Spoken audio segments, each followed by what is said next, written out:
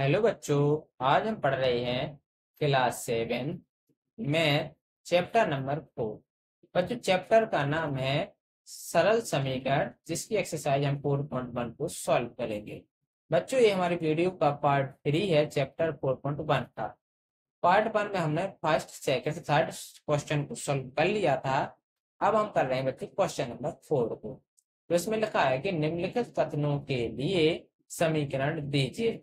यानी कि जो समीकरण दिए गए हैं, वो सॉरी बच्चों, जो कथन दिए गए हैं इनसे हमें समीकरण की रचना करनी है। तो इसमें देखिए बच्चों, पहला क्वेश्चन है कि संख्याओं x और 4 का योग 9 है। तो हम इस कथन को समीकरण में कैसे बदलेंगे, तो देखिए कि जो x है, तो x और 4 का योग का मतलब होता है प्लस। तो x और 4 का योग 9 है। तो यही हमारा क्या बन जाएगा, समीकरण।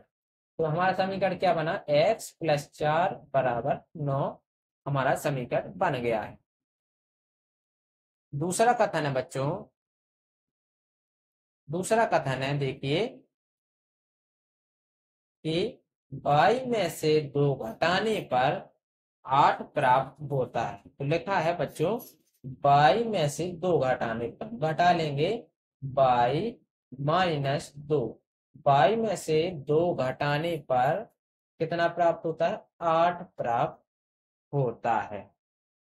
ठीक है ना बच्चों, 22 में से 2 घटाने पर 8 प्राप्त होता है, यही हमारा क्या होगा, समीकरण होगा। अब तीसरा देखिए कथन है कि a का 10 गुना कितना है, 70 है। यानी a का 10 गुना, का मतलब होता है बच्चों गुणा, a का 10 गुना कितना होता है, 70 होता है। तो हमारा समीकरण क्या बनेगा बच्चों, 10a इक्वल टू 70। 10a बराबर 70 इस समीकरण ये हमारा मतलब में हमारा समीकरण बनेगा। अब है बच्चों क्वेश्चन नंबर 4 कथन। तो चौथा का कथन है बच्चों, चौथा है बच्चों कि इसमें लिखा है कि संख्या b को 5 से भाग देने पर 6 प्राप्त होता है। तो इस कथन को हम समीकरण में कैसे लिखेंगे कि जो संख्या b है उसमें हम 5 से भाग देने पर कितना प्राप्त होता है, तो 6 प्राप्त होता है। तो हमारा समीकरण क्या बना बच्चों, b/5 बराबर 6, यह हमारा समीकरण होगा। इसके बाद कथन है बच्चों 5।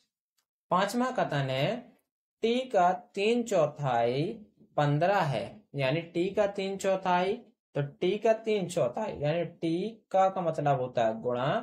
तो t का 3/4, सॉरी बच्चों यहाँ पर t लिखेंगे, क्या लिखेंगे यहाँ पर, t। तो लिख लेंगे t का 3/4 15 होता है। तो हमारा समीकरण क्या बना, यहाँ पर लिखेंगे समीकरण क्या बना बच्चों, तो समीकरण बना यहाँ पर 3t/4 इक्वल टू 15। यह हमारा पांचवा कथन का समीकरण होगा। अब है बच्चों कथन 6। छठवां कथन है कि m का 7 गुना और 7 का योगफल आपको 77 देता है। तो बच्चों इसको कथन में कैसे, इसको समीकरण में कैसे लिखेंगे, तो देखिए बच्चों m का 7 गुना यानी m गुणा 7 और 7 का योगफल, और बच्चों और m का 7 गुना और 7 का योगफल, m का 7 गुना और 7 का योगफल 77 देता है।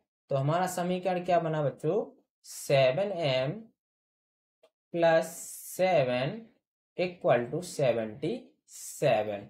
ये हमारा क्या होगा बच्चों, समीकरण होगा। इसके बाद बच्चों क्वेश्चन नंबर 7। इसको कैसे, इस कथन को कैसे हम बदलेंगे, देखिए इसमें है कि एक संख्या x की चौथाई ऋण 4 आपको 4 देता है। तो इसको कैसे बदलेंगे समीकरण में, तो एक संख्या x, इसका चौथाई यानी कि x बटे 4, ऋण ऋण 4 आपको कितना देता है 4। तो हमारा समीकरण क्या बना बच्चों, x बटे 4 माइनस 4 इक्वल टू 4, यानी x बटे 4 माइनस 4 बराबर 4। यही हमारा क्या होगा, समीकरण होगा। अब एक कथन है, 8वां है बच्चों कथन, कि यदि आप y के 6 गुने में से 6 घटाएं तो आपको 60 प्राप्त होता है। यानी कि बच्चों y के 6 गुने तो बन जाएगा 6 गुने यानी कि 6y, में से 6 घटाएं तो 60 प्राप्त होता है। तो हमारा समीकरण क्या बना, 6y माइनस 6 इक्वल टू 7, यह हमारा समीकरण होगा। इसके बाद है हमारा 9 समीकरण। 9 कथन है बच्चों 9वां, कि यदि आप z के 1/3 में से 3 जोड़ देते हैं तो आपको 30 प्राप्त होता है। तो इसको समीकरण में कैसे लिखेंगे, तो देखिए बच्चों z के 1/3 में से 3 जोड़े तो 30 प्राप्त होता है। तो कथन समीकरण क्या बना बच्चों, z का 1 से गुणा होगा तो z बटे 3 प्लस 3 बराबर 30। यही हमारा क्या होगा बच्चों, इस कथन का समीकरण होगा। तो आई होप बच्चों आपको ये वीडियो अच्छी लगी होगी, तो प्लीज लाइक एंड सब्सक्राइब करना ना भूलें। Thank you.